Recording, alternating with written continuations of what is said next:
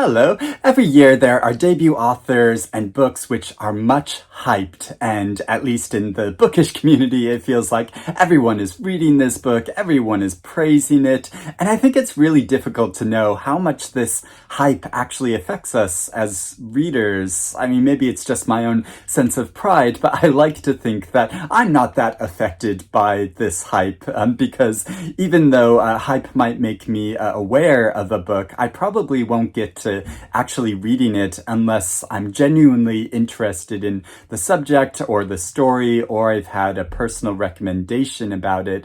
And also my opinion of that book probably won't be that affected by the hype, because there have been books in the past which it feels like everyone is praised or everyone has been like severely critiqued, but the actual intimate reading experience of that book, that is the thing that will inform my thoughts and feelings about that book. And so sometimes, my opinion is run contrary to all of the hype. And sometimes I'm like, yeah, this should be hyped and everyone should be reading this new book. So the book I want to talk about now is The Ministry of Time by Kaliane Bradley. And this is one of the big hyped books of this year. It was one of Observer's debut novels of the year, and it's come with a lot of praise by a number of authors that I really respect, like Max Porter and Alice Wynne and Julia Armfield.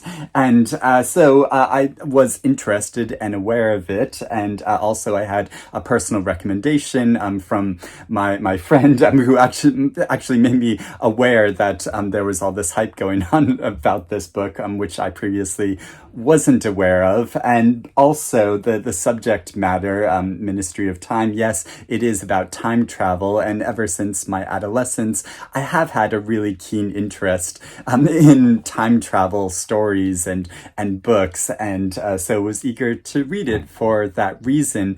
And for quite a while, while I was reading this, I wasn't sure what I made of it, or how I felt about it, because the story is doing a lot in that it is primarily a science fiction and a romance book, but it is also a spy thriller and a historical novel and a comedy of manners and a cultural critique that's looking at issues to do with immigration and ethics and government responsibility and genocide. So there is quite a lot going on in this story, which centers around an unnamed narrator in the near future who has just taken on this new lucrative government job, but she doesn't really know what the job is about until she's actually hired in it, because the government has discovered this technology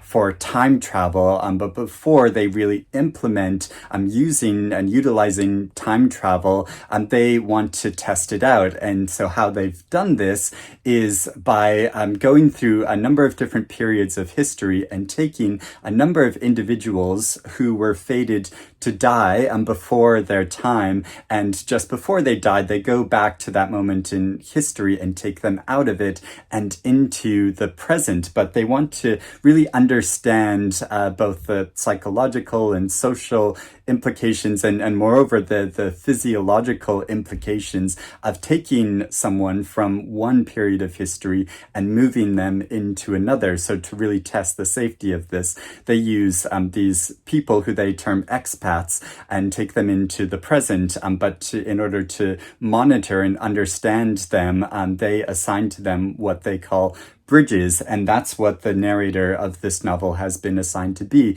a bridge for a particular individual who's named Graham Gore, who is a real historical figure on a fated Arctic exploration known as the Franklin Expedition. It was headed by a man named John Franklin, and Graham Gore was one of the senior officers of this expedition, which took place in 1847 when the ship was trying to find a route across the Arctic, the northern hemisphere, to get from Britain to the other side of the world. And there were a number of expeditions like this, and this was one of the tragic examples of it, when the ship got caught in ice during the winter time, and they weren't able to leave and escape. So everyone on this ship perished. And there's some debate about what actually happened to these explorers. There's a number of examples of how they tried to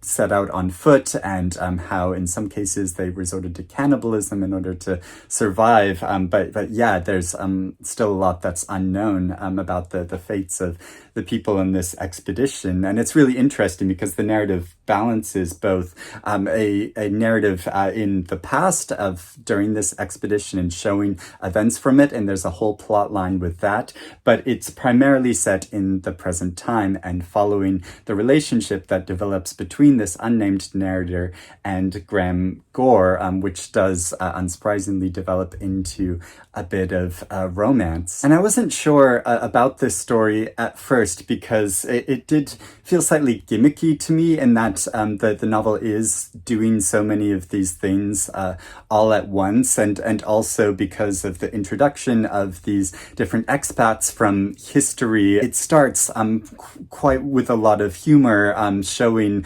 how they try to interact with the present. So you have all these different historical figures. And so in that way, it did feel in a way like Bill and Ted's Excellent Adventure of that film. And more recently, the television show Ghosts, of bringing out the humor of these people from the past. I'm trying to adjust to the present times of the way people relate to each other and social expectations, but also dealing with new technology and confusion around that, and there's a lot of natural humor that arises from all of that. And there are some genuinely funny scenes involving all of this. But where I think this novel really succeeds, and how it really drew me in, and how I got so involved in the story, was the way that it balances this comedy as well as seriousness, and specifically how it like blends those things. So in the case of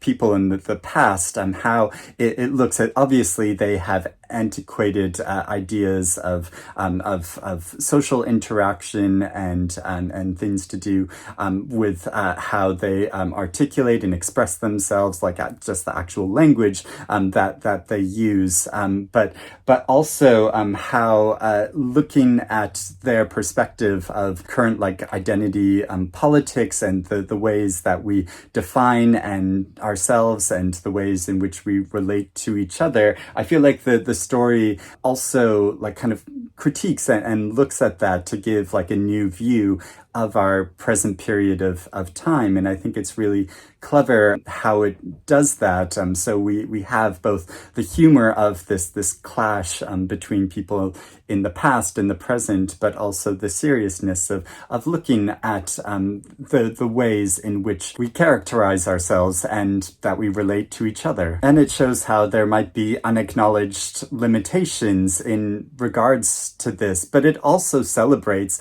the exciting opportunities that we have in the present time. So one of my favorite characters from this is a woman named Margaret, who's from the 1600s, who was living in a time of plague, and she was fated to die in that, but she is taken into the present time. And in the present, she discovers that she's a lesbian, and really celebrates and gets very excited and involved in the lesbian community. So I felt once I understood the tone of this novel, I could really get into its rollicking plot, which involves a lot of mystery and intrigue and romance. And I feel like it is largely successful in balancing these many different modes of storytelling and all of the things it's trying to do. Like as a historical novel, I did become really interested in and want to know more and learn more and read more about these periods of the past, which I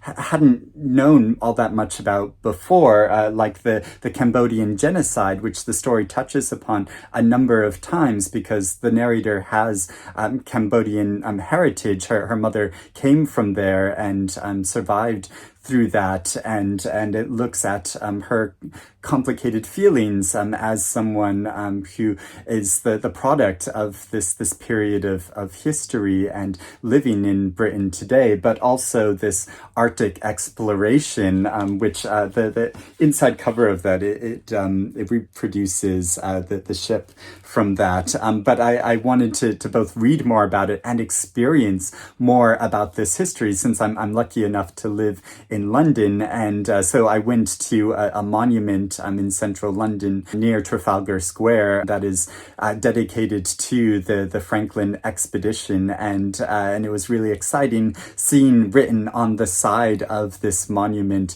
Graham Gore's name being listed amongst the other officers and sailors in this expedition, but also going to Greenwich, because there's a scene in the novel where the narrator takes Graham to this monument in Greenwich, which is dedicated to this expedition. So I want to show you a bit of that footage that I took while going there and seeing this, but also read out the passage from that to give you a flavor of the prose and the story and the tone of this book. Under the March sunlight, the buildings of the old Royal Naval College looked scrubbed and canvas clean. He stared out over the long green lawns, frowning. It's a monument to itself. Yes, but a very beautiful one. How curious that I've survived to watch my obsolescence grow old enough to be celebrated as legendary.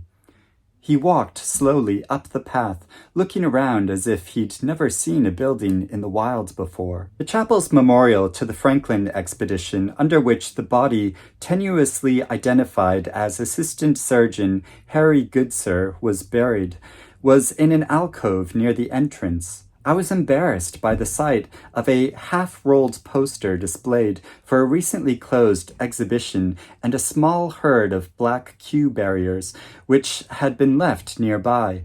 The moment should have been grand, heart-rending, important. I felt sure there should be mournful organ music. Instead, the memorial looked forgotten. He stood and stared for a long time at the engraved muster roll of officers. They promoted Edward then, he said softly. Good.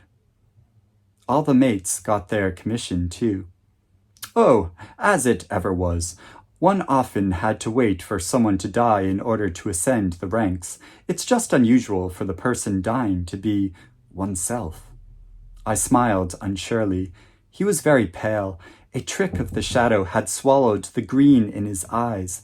They were an opaque, flat brown, like a spring tree that had failed to regrow. This is the memorial to Franklin's expedition in the old Naval College in Greenwich, where the narrator takes Graham Gore to learn about the fate of his ship, and they think it's going to be a profound and moving moment, but it ends up being deflating and disappointing. And so the history that's drawn into this story is done so in a really intriguing way, but also the romance of the story, which is a large part of it, of the gradual developing romance between the narrator and Graham Gore, which I did find really perked my interest, not because necessarily I found Graham Gore all that attractive. I mean, he's someone that's been really affected by frostbite, but also he's a really heavy smoker, and that's a big turn off for me personally. But there are parts to his character which I do see can be quite alluring, especially in his kind of manner, which is both kind of joking and humorous and playful, and so his way of conducting himself, but has this real sense of upright propriety to the way that people should relate to each other and how they should conduct themselves. I do think is quite attractive. And so how that romance develops and evolves over time, especially when the plot gets really exciting and things are revealed, and there's a whole number of reveals about this and the story going forward, which does make it increasingly exciting to read about. So I do think it is really effective in that way. And as a science fiction novel, I think it's really compelling in using possible technological innovations as a way of exploring like power struggles, both in government, but also on an interpersonal level. And so, there's always a difficult thing with science fiction novels in that it's introducing a number of terms and like technological developments, which it's like how much detail should it go into, not too much to become boring, but like just enough to make it believable and convincing, and or that it's like that at least the author themselves like really believes that this could actually happen. And I feel like it does do that as well. That so when we get to these kind of like glowing doors that go into the past, it does like feel like, oh yeah, of course, it like allows you to travel back in time. But I think where it's really successful in this way is in introducing a number of concepts that are really thoughtful, and that got me really considering them and thinking about them. And so, for instance, there's a line where she writes, "Everything that has ever been could have been prevented, and none of it was. The only thing you can mend is the future. Believe me when I say that time travel taught me that."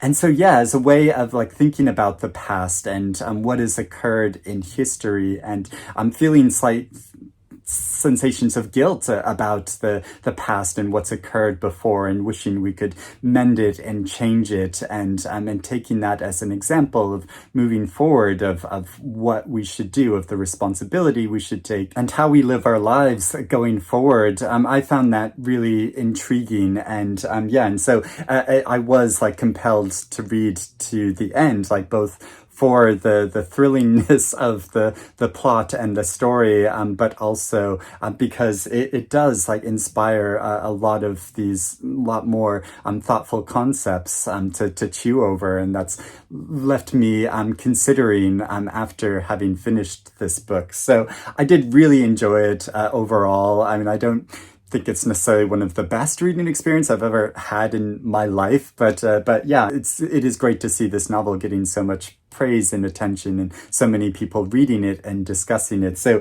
if you have done that, I would love to know what you think about this book, and whether you enjoyed it or not, whether you agree with me or not. I'd love to discuss it with you more, or if you're interested in reading it now, if I've done and added into the hype to it in this way, which I hope I have. I hope I've convinced you to try to give this novel a try, because I think it is really worth reading and a really pleasurable experience. So those are all my thoughts about this book, but I hope you're doing well and reading good things, and I will speak to you again soon. Bye bye.